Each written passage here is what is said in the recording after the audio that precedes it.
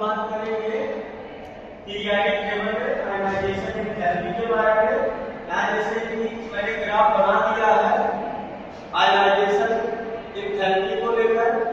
Lithium का 520 kilojoule पर मोल और बेरिलियम का 899, बोरान का 801, कार्बन 1026 and नाइट्रोजन 1402, ऑक्सीजन का 1314। तो इसमें एक एक्सेप्शन आता है, जैसे लिथियम से beryllium, boron, carbon, nitrogen, oxygen, chlorine, neon period में जब हम आगे बढ़ते हैं तो आयनाइजेशन एंथैल्पी बढ़ती है।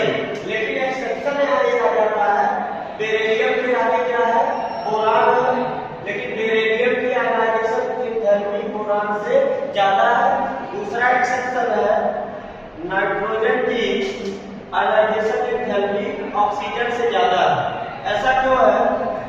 हम इलेक्ट्रॉनिक कॉन्फ़िगरेशन को लिखेंगे। इलेक्ट्रॉनिक कॉन्फ़िगरेशन लिखने पर पता चलता है कि बेरिलियम के आउटर मोस्ट सेल जो है वो पूरी तरह से भरे हुए हैं, फुलफिल्ड है, और बोरान के आउटर मोस्ट सेल में एक इलेक्ट्रॉन है, तो इसको आसानी से बाहर निकाला जा सकता है। सिमिलरली नाइट्रोजन और ऑक्सीजन के केस में, नाइट्रोजन के केस में आउटर मोस्ट सेल जो है हाफ फिल्ड है। हाफ फिल्ड के वजह से इसकी आयनाइजेशन एंथैल्पी ज्यादा होगी और ऑक्सीजन की आयनाइजेशन एंथैल्पी कम होगी।